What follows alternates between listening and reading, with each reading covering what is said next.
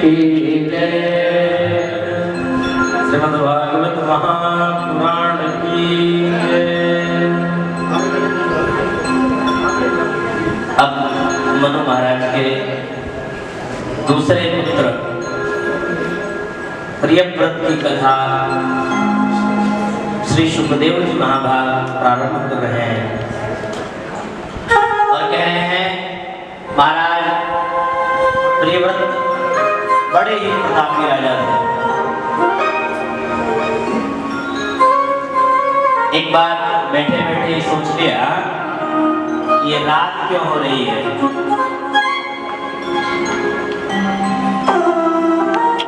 सारा समय लोग इस अंधेरे में ही व्यतीत कर देते हैं। रवि जी आप जा रहे हैं तो दुखी हो जाएंगे। तो इस अंधेरे में लोग विषयों को भोग लेते हैं, इसलिए रात्रि अब नहीं होने देना है। रथेन ज्योतिर्मयेन रजनीम अपि दिनं करिष्यामि। इन्होंने ज्योतिर्मय रथ का सृजन किया है और पृथ्वी की 7 प्रदक्षिणा की है।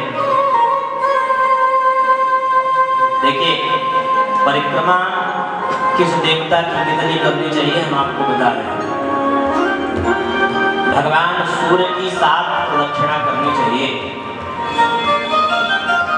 एका चंड्या हरमे सप्त।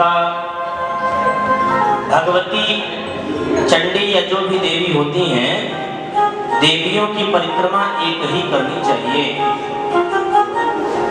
सूर्य की 7 परिक्रमा करनी चाहिए। 3 परिक्रमा गणेश जी की करनी चाहिए। 4 परिक्रमा भगवान विष्णु का जो भी स्वरूप हो, चाहे भगवान राम हो, भगवान कृष्ण हो, आदि आदि जिस भी रूप में भगवान विष्णु हो उनकी 4 परिक्रमा करनी चाहिए। और शिव शारद प्रदक्षिणा भगवान भोलेनाथ की अर्ध यानी आधी परिक्रमा ही मान्य है।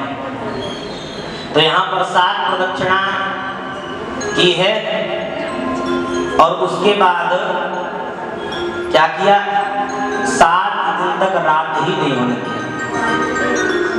अब ब्रह्मा जी घबरा गए, अरे राम राम ये तो सारा मामला गड़बड़ कर रहा है।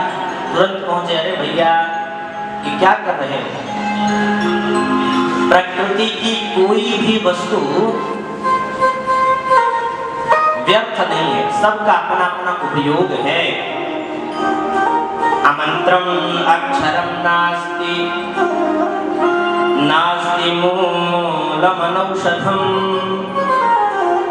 अयोग्यः पुरुषो नास्ति योजकस्तत्र दुर्लभः। रात्रि में जहां विषयी लोग विषयों को भोगते हैं, वही योगी लोग रात्रि में समाधि भी लगाते हैं। वृंदावन में बहुत ऐसे महापुरुष होते हैं, लेकिन उनकी रक्षा कौन करता है? उनकी रक्षा भी भगवान ही करते हैं। एक बार क्या हुआ कि बहुत सारे महात्मा जो स्वयं बाकी न होकर के वो फलाहार या जैसे भी लोगों के यहाँ भिक्षाटन में जाते हैं, भिक्षा प्राप्त करते हैं। वृंदावन में ऐसे महात्मा हैं। तो वो महात्मा भिक्षा लेने के लिए जाते थे रोज, लेकिन भगवान की कृपा से जैसे आज माहौल भगवान ने बनाया है बारिश का, तो बारिश खूब तेज हुई। अब बारिश जब तेज हुई तो महात्मा लोग बाहर नहीं गए। अब प्रसाद कैसे मिले? इधर गोविंद रास के लिए आ गए हैं, सभी सखियां राधा जी की आ गई हैं, लेकिन राधा जी नहीं है। तो भगवान एकदम मुंह बना करके बैठे हैं। अब राधा जी अगले क्षण आई तो भगवान बात ही नहीं कर रहे। राधा जी ने बहुत समझाया लेकिन नहीं नहीं सुने तो फिर बोले अच्छा ये बताओ, तुम बाबा तो लोगों को बना देते हो, उनका ध्यान भी रखते हो? बोले क्या हो गया? बोले आज कितने महात्मा भूखे रह जाते अगर मैं न जाती तो।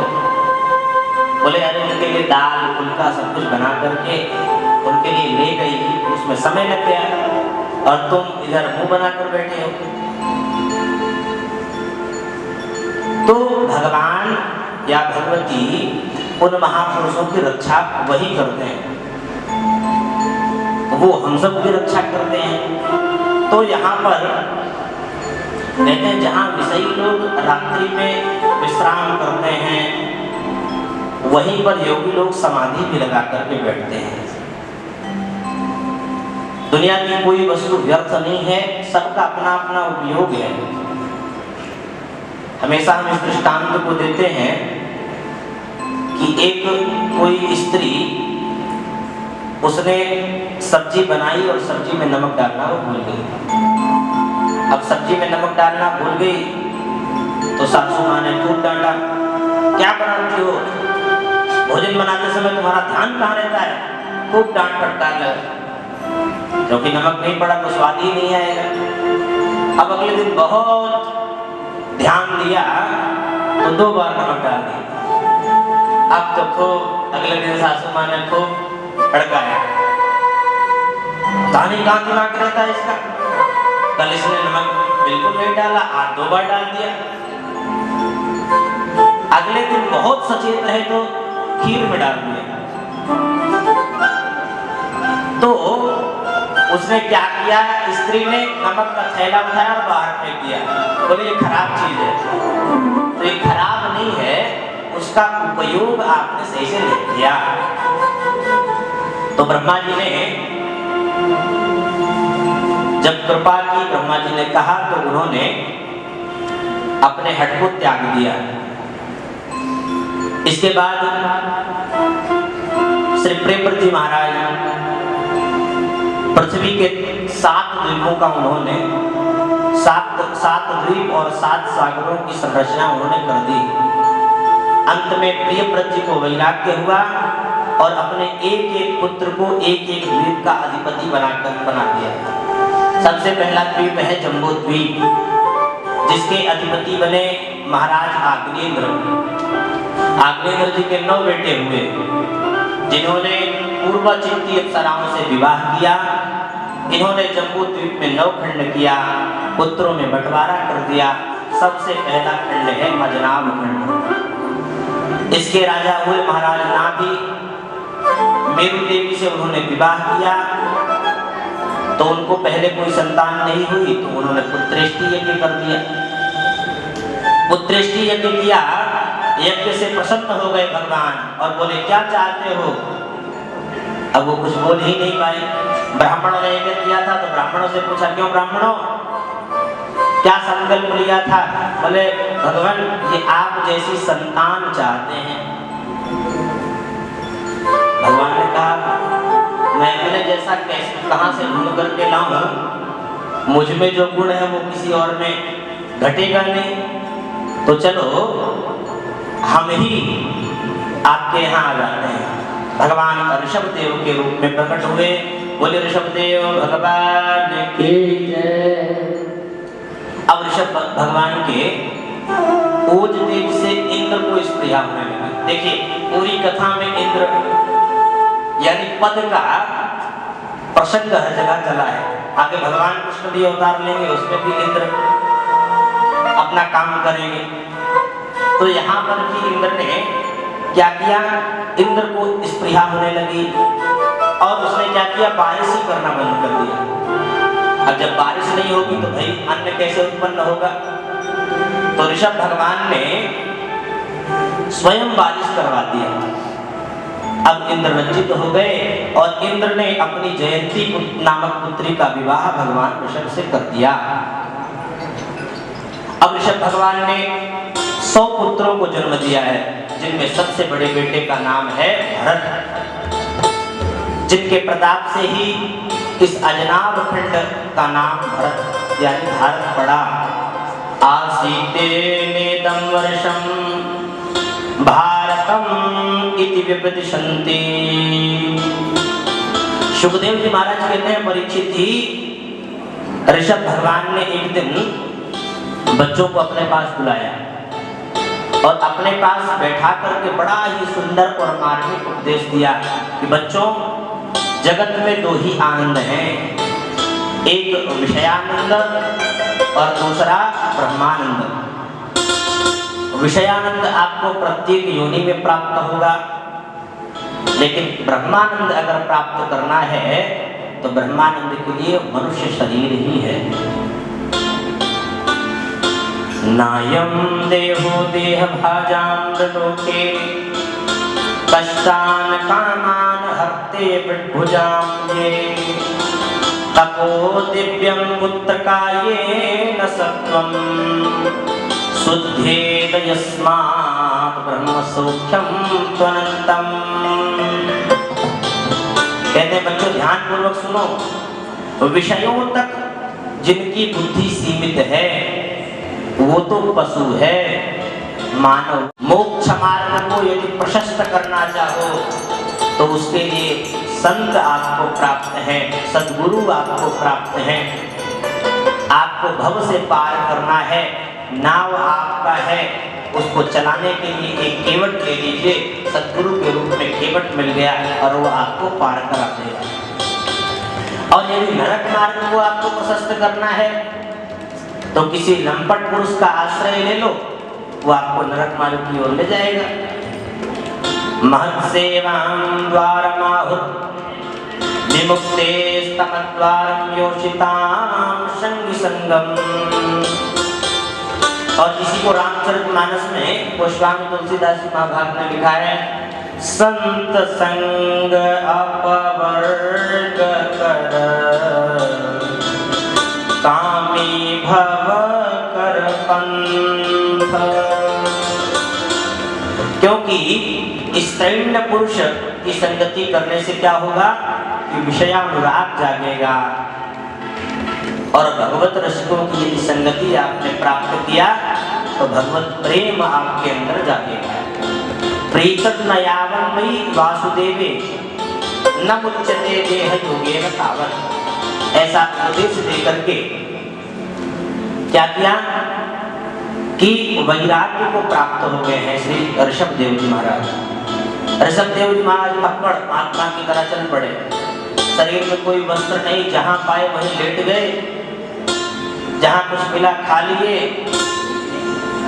गुरुर्न सस्यात् स्वजनो न सस्यात् पिता न सस्यात् जननी न सास्यात् दैवं न तस्यान्न पतिश्च सस्यात् मोचयेत्यः संवेद मृत्युम्। और ये सब कहते कहते जब ऐसा करने लगे तो उनके शरीर से दिव्य सुगंध निकलने लग गई। वहां बहुत सारी देवियां अप्सराएं आकर के सामने नृत्य करने लग गई, और उन्होंने क्या किया कि खूब प्रभाव छोड़ा, लेकिन ऋषभ देव जी महाराज उससे प्रभावित नहीं हुए हैं। और ऋषभ देव जी महाराज जो परमहंस की उन्होंने गति प्रदान की, उसी परमहंस वृत्ति को प्राप्त अरहन नाम के राजा ने किया, और वहीं से जैन मत का आरंभ हो गया। इधर उनके पुत्र महाराज भरत, उनको उन्होंने उत्तराधिकार दिया। भरत जी ने काफी समय तक राज्य किया, और उसके बाद अपने पुत्र सुमति को सत्ता का भार सौंप करके वो भी शालिग्राम क्षेत्र, शालिग्राम क्षेत्र कहाँ है? नेपाल में, मुक्ति द्वार या मुक्तिना, तो वहां वो चले गए। अब देखिए भगवान की कृपा बढ़िया थी, तप करने लग गए, लेकिन तपस्या करते करते एक दिन उन्होंने क्या देखा कि सामने एक मृग या मृगी जा रही थी, और वो जलाशय को पार करने जा रही थी। उसी समय वो गर्भवती मृगी थी, उसी समय सिंह ने दहाड़ किया और जैसे ही सिंह ने दहाड़ किया वो बेचारी, उसका जो गर्भ था वो बाहर आ गया। अब वो बच्चा बाहर आ गया और उसने तुरंत प्राणों को त्याग कर दिया। उस मृगी ने बच्चे को देख करके तुरंत महात्मा उठे और महात्मा ने क्या किया कि उस मृग के बच्चे को उठा और ले आए अपने आश्रम में, उसको खिलाने पिलाने लग गए। अब उसका ध्यान रहता, जब भी संध्या पूजन करते तो हम मृग का बच्चा आता और भरत जी के शरीर को चाटने लग जाता। अब भरत जी ने क्या किया कि डांट दिया तो वो शांत होकर के एकांत में खड़ी हो गई। तो फिर भरत जी उसको दुलार करते हैं, प्रेम करते हैं। इसके बाद क्या हुआ कि एक दिन मृगों का झुंड आया और उसी मृग झुंड में वह मृग का बच्चा चल पड़ा। अब उसकी याद में चिंतन करते करते उन्होंने अपने शरीर को छोड़ दिया। अब क्या हुआ, अंते और कह दिया प्रमत्तस्य चले करोमि चिकित्सां दंडपाणिरिव। अरे मूर्ख, ये क्या कर रहा है, अभी ऐसा दंड दूंगा ना होश ठिकाने आ जाएंगे। अब यद्यपि जड़ भरत जी महाराज को कोई फर्क नहीं पड़ता इन सब बातों से, लेकिन आज विचार किया कि देखो मैं हूं संत, और संत या गुरु जिसका भार अपने कंधे पर रख ले उसको पार लगा के ही मानता है।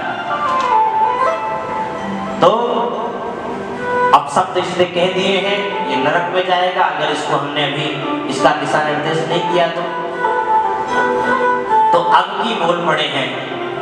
संत जल्दी बोलते नहीं और संत की कृपामयी वाणी जब प्रकट हो जाती है तो निश्चित ही जीव का कल्याण हो जाता है।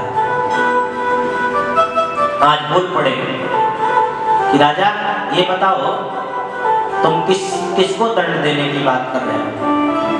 तुम इस शरीर को दंड दोगे ना, मुझ आत्मा में इसका कोई फर्क नहीं पड़ने वाला। तो त्वयोदितं व्यक्तं विप्रलब्धं भर्तुः समे स्याद्यदि वीरभारः गन्तुर्यदि स्यादति गम्यवद्वा तीवेतिराशौ न विदां प्रवादः। अरे राजा तुम किसको दंड देने की बात कर रहे हो? तुम क्या मुझे दंड दोगे? देखो न तो मैं पतला हूं, ना ही मैं मोटा हूं, ना मैं पैदा होता हूं, ना ही मैं मरता हूं। ये पतला होना, मोटा होना, ये सब देह के धर्म हैं। अब क्या हुआ कि रघुगण भी साधक व्यक्ति था, सत्संग में उसकी खूब रति थी, सत्संग करने जाता था। तो भाई सत्संगी था, दृष्टांत तो थोड़े बहुत महापुरुषों की कृपा से उसको भी आ गए। तो उसने पहले देखा ये कौन है, ये कोई सरल व्यक्ति तो नहीं है जो आत्मा और शरीर दोनों में सामंजस्य साध करके दोनों का प्रतिकार, दोनों का विवरण कर रहा है। इसका मतलब ये साधारण व्यक्ति नहीं है। ध्यान से देखा तो उनके शरीर में एक मोटी सी जनेऊ दिखाई पड़ी। समझ गया, अरे राम राम, ये तो कोई ब्राह्मण देवता है। तुरंत रघुगण ने कहा कि भगवान क्षमा करें, गलती हो गई।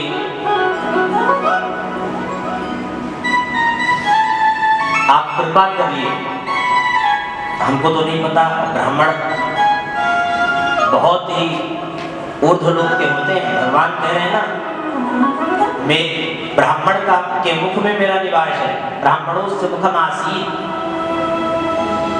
तो कहीं मुख से ही श्राप न दे दें। कह रहे हैं कि मैं किसी से भी नहीं डरता, यहाँ तक कि इंद्र आदि से भी नहीं डरता, ब्रह्मा जी से भी नहीं डरता। अगर मैं डरता हूं तो केवल ब्राह्मण के क्रोध से डरता हूं। ना हम विषम के सुरराज वज्रान, मैं वज्र से भी नहीं डरता। त्रयक्ष शूलान नयमस्त दंडात, यमराज के दंड से भी मुझे कोई डर नहीं लगता। नाग्नर्क सोमान लवित्तपस्त्रपान छंके भृशं ब्रह्म कुलावमानान्। रामचरितमानस में कहा इंद्र कुले सममा शूल विशाला काल दंड हरि चक्र कराला। इंद्र कुले सममा शूल विशाला काल दंड हरि चक्र कराला। जो इन कर मारा नहीं मरई, जो इन कर मारा नहीं मरई। विप्रद्रोह पावक सोजरई, विप्रद्रोह पावक सोजरई। भगवान, मुझे ब्राह्मण कुल के अपमान का बहुत डर लगता है। पूर्व में आपने श्रृंगी ऋषि के द्वारा साप परीक्षित को मिला, ये आपने श्रवण किया। तो वो कल्याणकारी शाप भी होता है। देखिए बहुत साप कल्याणकारी ही आपको आगे आगे जो कथाएं आपको मिलेंगी। साप दिया है तो कल्याण करने के लिए भगवान ही स्वयं आए हैं। अब वहां पर रघुगण ने क्या कहा कि भगवान अभी अभी आपने कहा कि न मैं मोटा हूं न पतला हूं, ये सब शरीर का धर्म है, इसको कोई कष्ट नहीं होता। तो उसने क्या किया कि कुछ दृष्टांत प्रस्तुत कर दिए। भगवान आग है, आग के ऊपर भगोना रख दिया। अब भगोना गर्म हुआ, भगोने में पानी डाल दिया। तो उस आग ने पहले भगोने को गर्म किया, फिर उस पानी को गर्म किया। अब चावल डाल दिया तो उसने चावल को भी उसको पका दिया। स्थाल्यग्नितप तापात् तप्सोभितापस् तापस्तण्डुलगर्भरन्ध्रिः देहेन्द्रियश्वासयसन्निकर्षात् तत्संहृतिः पुरुषस्यानुरोधा। स्थाल्यग्नितप्ता, स्थाल्यग्नितापात् तपसोभितापस्। तो ये दृष्टांत जब दिया तो जड़भरत जी पहले तो हंसे। अरे रघुगण, हो तो तुम महामूर्ख, लेकिन महापुरुषों के पास बैठ बैठ करके तुमने सत्संग के प्रभाव से थोड़ा बहुत बोलना तुम्हें जरूर आता है। आप विचार करिए, किसी राजा और उसके परिकरों के सामने कोई उस राजा को अपशब्द बोल दे तो कोई सामर्थ्यवान ही तो होगा ना, जिसको मरने जीने का भय नहीं होगा।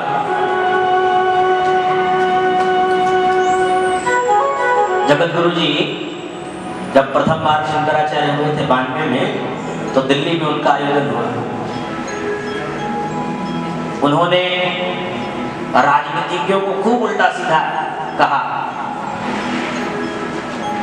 और यहां तक कहा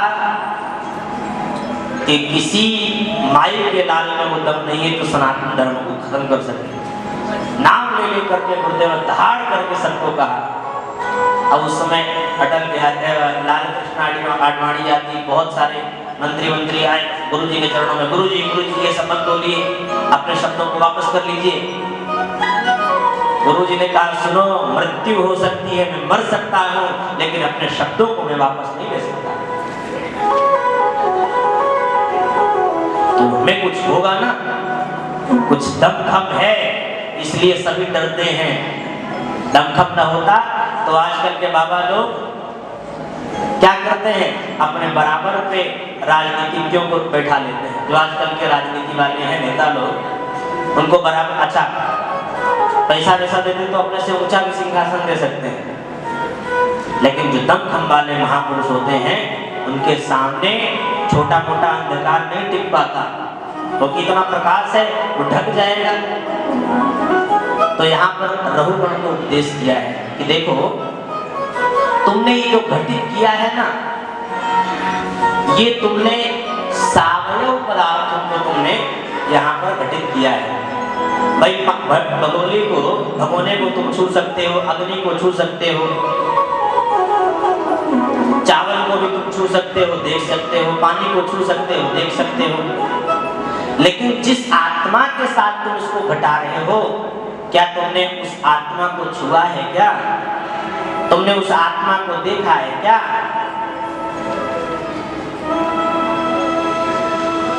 भाई जिसको न जल भिगो सकता है, न अग्नि जला सकता है, न वायु सुखा सकता है, जब ये नहीं कर सकते तो आप क्या कर पाओगे? तो यह सब द्वंद्व नहीं घटित हो सकते। यह तो निरवय आत्मा है, और उस निरवय आत्मा के साथ तुम सावयव पदार्थों को घटा रहे हो। रहुगण को इस प्रकार बड़ा सुंदर उपदेश दिया है। रहुगण का अहंकार थोड़ा है। इसके बाद श्री सुखदेव जी महाराज कहते हैं, परीक्षित इसी प्रिय व्रत वंश के अंतिम राजा महाराज विरज हुए हैं। जिस प्रकार से समस्त देवताओं की शोभा जो है वो भगवान विष्णु के आभा प्रभा से है, उसी प्रकार इस प्रिय व्रत वंश में उत्पन्न राजा विरज ने अपने सुयश से इस वंश को विभूषित किया है। परीक्षित ने पूछा, भगवान अब थोड़ा भूगोल खगोल के बारे में भी बता दीजिए। तो सुखदेव जी महाराज कहते हैं, राजन इस भूमंडल पर जम्बू द्वीप आदि 7 द्वीप हैं, जो एक एक सागर से समावृत हैं। जम्बू द्वीप के कमल कर्णिका की भांति 9 खंड हैं। इलावृत, किम पुरुष, रम्य, हरिनवन, केतुमाल, हरिवर्ष, उत्तर कुरु, भद्रास्त्र तथा अजनाव खंड। इन 9 खंडों में भगवान का नित्य निवास है। अजनाव खंड ही भारतवर्ष है। भारत की बड़ी महिमा भारत की सुनाई है। किसी ने मानव प्रश्न किया कि भगवान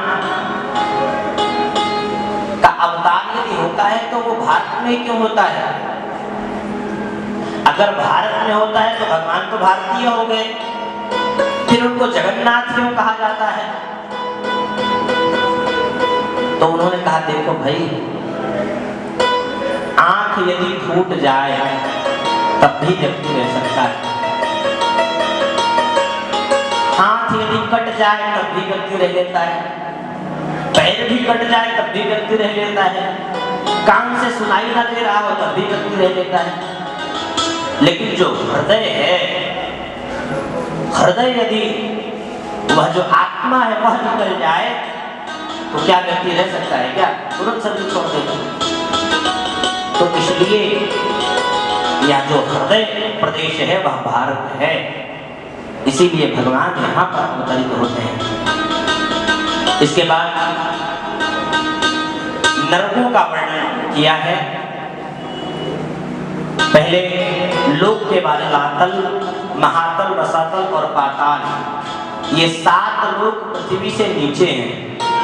अब 7 लोक ऊपर भू, भुवः, स्वः, महा, जनः, तपः और सत्यलोक, ये 7 लोक ऊपर की ओर है।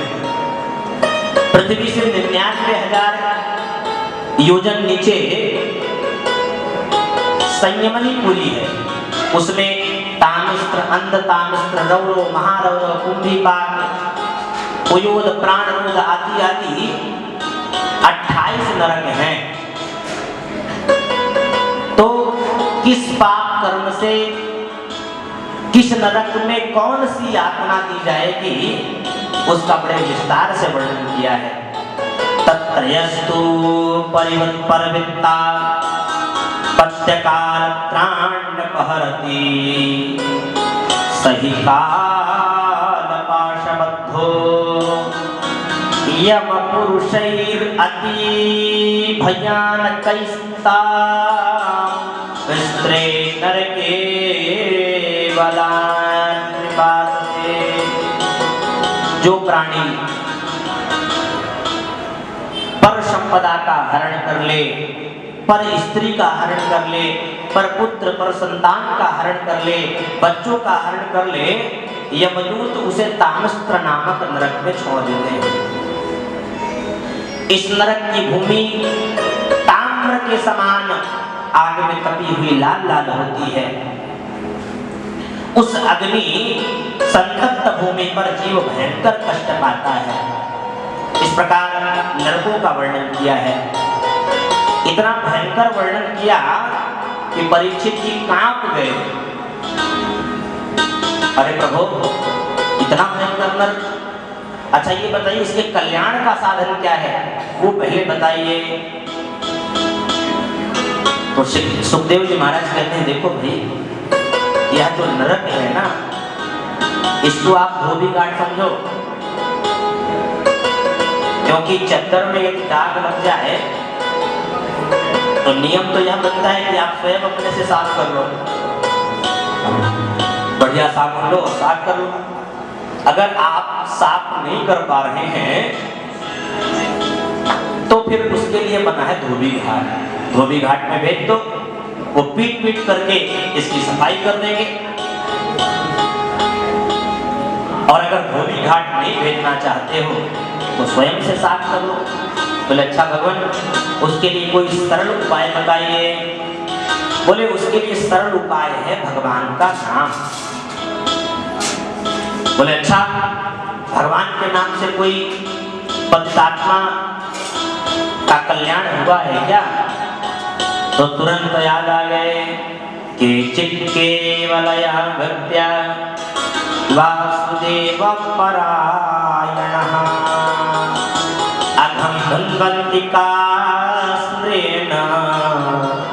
निहारं इव भास्करः। अरे भगवान के मंगलमय नाम से कौन तरा है, उसकी मैं कथा सुना रहा हूँ। कन्नौज में रहने वाला अजामिल नाम का एक विद्वान ब्राह्मण था। संध्या आदि करने वाला, तर्पण करने वाला। वह एक दिन संविधा लेने के लिए गया। उसका परिवार था, पत्नी थी, बच्चे थे। तो संविधा लेने गया तो एक वैश्या को रतिवत देख लिया और उसकी वृत्ति बदल गई। वो उसी के साथ चला गया और उसी का दास बन गया।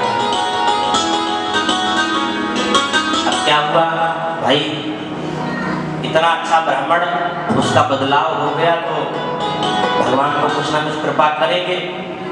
तो उस स्त्री से उसे पुत्र हुआ। महात्माओं ने कहा कि भाई इसका नाम आप नारायण रख दो। नारायण नाम मात्र से आपका कल्याण हो जाएगा। अब नारायण नाम रख दिया। नारायण नाम रख दिया। उससे इतनी प्रीति हो गई कि प्रत्येक कार्य में उसी नारायण का नाम बोले। नारायण बेटा आओ खाना खा लो, नारायण बेटा मुझे पानी पिला दो, नारायण बेटा चलो आओ चले घूमने के लिए। तो नारायण नारायण दिन भर करता रहे। अब एक दिन क्या हुआ कि इसके मृत्यु का समय आ गया। अब काले काले यमदूत आकर के सामने खड़े हो गए। अब उन यमदूतों को देखा तो तुरंत अपने पुत्र को बुलाना शुरू कर, अरे बेटा नारायण बचाओ, अरे बेटा नारायण बचाओ। बेटा इधर उधर कहीं रहा होगा। जो ही भगवान के पार्षदों के कान में यह वाणी पहुंची, दूरे क्रीडन का सत्तम पुत्रम नारायणा वयम प्लावितेन स्थिरोच्चैरा आजुहावक्लेन्द्रियः। प्लावितेन स्वरेणोच्चैर, पूरे बल के साथ उसने बुलाया है, नारायण नारायण बचाओ बचाओ। भगवान के पार्षद प्रकट हो गए। और पार्षदों ने धक्का दे करके यमदूतों को भगाने लग गए। यमदूतों ने कहा, अरे तुम चार चार चमकीले कहां से आ गए? तो भगवान के पार्षदों ने कहा, अरे तुम चार चार काले कलुटे तुम कहां से आ गए? उन्होंने कहा, हम यम के दूत हैं, इसको लेने के लिए आए हैं। तो बोले, इसको तुम नहीं ले जा सकते। बोले, क्यों? बोले, हम नारायण के दूत हैं, और जो भगवान नारायण को नाम लेता है भगवान नारायण का, उसे लेने के लिए हम आते हैं। तो उन्होंने कहा, अरे ये तुम्हारे भगवान नारायण को इसने नहीं बुलाया। बोले, फिर? बोले, इसने अपने पुत्र नारायण को बुलाया। बोले, इसके पुत्र का नाम नारायण है तो उससे हमें क्या लेना देना? भाई, नारायण नाम इसके पुत्र का 2-4 साल, 10 साल, 15 साल, 20 साल से होगा, लेकिन हमारे भगवान जो नारायण है वो अनादि है, उन्हीं का नाम नारायण है। अब देखो भाई, नाम की जो कृपा है वह अपनी कृपा दिखाए बिना मानेगी नहीं। अब आपको ज्ञान हो या ना हो, वो अपनी कृपा से आप्लावित किए बिना नहीं मानेगी। भाय को भाय अनख आलसहु, नाम जपत मंगल दिसि दसहु। अनख आलसहु, नाम जपत मंगल दिसि दसहु। भाय को भाय अनख आलसहु, नाम जपत मंगल दिसि दसहु। अच्छा देखिए, प्रभाव कैसे छोड़ेगा। करंट सामने है, तार पड़ी है, उसमें करंट है। अब आपको ज्ञान हो अथवा ना हो, आप उसको पकड़ोगे तो वो करंट मारे बिना मानेगा नहीं। अग्नि है, अग्नि जल रही है, अब आपको ज्ञान हो ना हो, आप उसमें हाथ लगाओगे तो आप जले बिना मानोगे नहीं। इसी प्रकार नाम की महिमा है। तो भगवत पार्षद भी चले गए, यमदूत भी चले गए। अब इधर यमदूत सीधे पहुंचे हैं यमराज के पास और कहा कि अब आज से हम नौकरी आपकी नहीं करेंगे। बोले, क्यों? बोले, आप भेजते हो यहाँ से पकड़ने के लिए और वहां विष्णुदूत आते हैं और लेकर के चले जाते हैं, हम लोगों का नंबर ही नहीं लगने देते। वहां 4 लोगों ने मिलकर के हम लोगों को पीट दिया। बोले, कारण क्या था? बोले, उस दुष्ट ने नारायण नारायण पुकारा था, तुरंत मुंह पकड़ लिया यमराज ने। बोले, अरे ये भगवान के मंगल में नाम को मत लो, ये नरक में जितने भी कैदी जमा है ना, ये नाम जितने समय में इनके कान में पहुंचेगा वो तुरंत सब छूट जाएंगे, सब बरी हो जाएंगे। इसलिए बड़ी शांति से बोले, अच्छा। बोले, आपको नाम, भगवान के नाम की बड़ी महिमा है। भगवान के नाम का जो आस्वादन करे, भगवान के नाम को जो ले, उसको आप लेने नहीं जाओगे। कहाँ कहाँ लगी नाम बड़ाई, कहाँ कहाँ लगी नाम बड़ाई, राम न सकहि नाम गुण गाई, राम न सकहि नाम गुण गाई। कहाँ कहाँ लगी नाम बढ़ाई, कहाँ लगी नाम बढ़ाई। अच्छा, हमारा भगवान के नाम की कितनी महिमा है। देखिए, जिस तत्व का प्रतिपादन हम नहीं कर सकते, वह कपोल कल्पना भी तो हो सकती है। यमराज ने कहा धर्मराज जी में कि ऐसी बात नहीं है। हम आपको 12 लोग जो हैं, जिनको हम जानते हैं, स्वयंभुर नारद शंभु कुमार कपिलो मनु प्रहलादो जनको भीष्मो बलिर्वैया